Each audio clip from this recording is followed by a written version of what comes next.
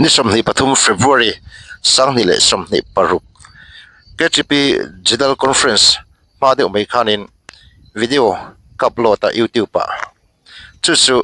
saitual sai martlanga I love saitual ti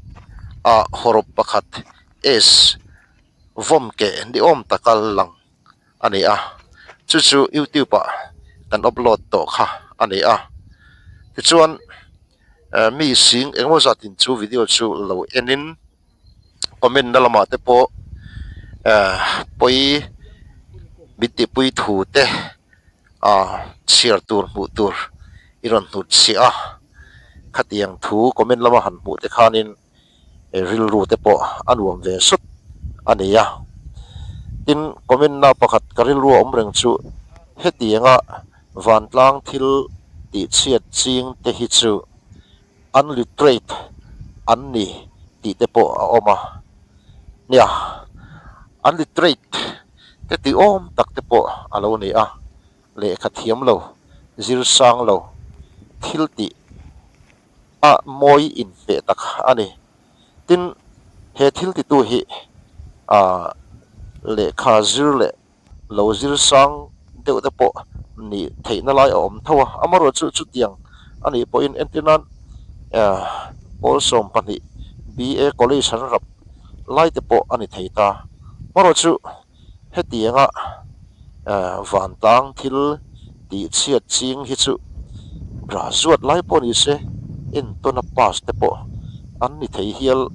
ang ti te hi ril ruwa om rum ani tichuan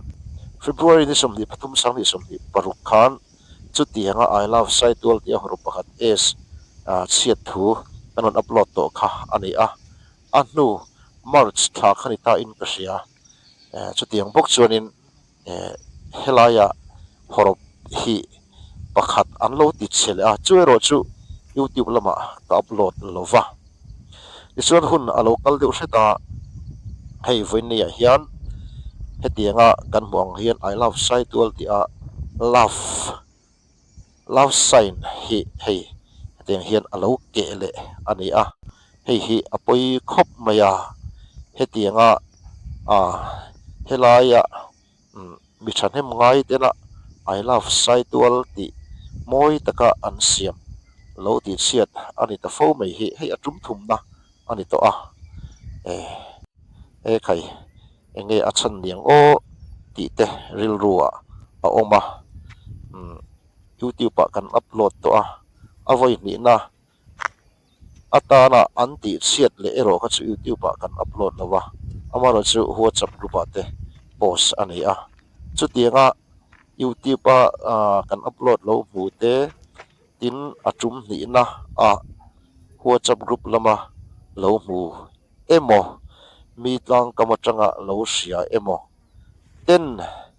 hetiang hian khoinge kan tile te ang ti ril ru an pu em ni chu ti tur ani in run lui na thil te po ang deu rum thei to hial zok ani hanin run lui deu sak sel me chu thil danga kong danga po hianin thil lom lo takhi ani sanpa ve sim thin boka ole chuting chun helaya I love saitual tia horop te hi chumthum lai ti chiat alo ni ta missing ti ni in alanga missing ti ni om tak te po in kan han soya kan han comment ani amaro chu missing ti ni lovin ram hoi thil ti zong nge niang ti te po hi han soi ve sim ta ila maro chu ram hoi thil ti hi chu ani arin om lutuk lova a singa sana helaya ram hoi ina horop pakhat lo ti chiat fo mei hi chu thil rin om lutuk chu ani lem lovin kasia eng poni se kan sei to thinang khanin mi tu po mai hianin ma ni khua theu te hi han mangai la a that na tur te hi tu ila chu tiang chunin kan khua theu kan mangaya a moi na tur te a that na tur te kan du theu chuan kan ram Mizoram kan mangai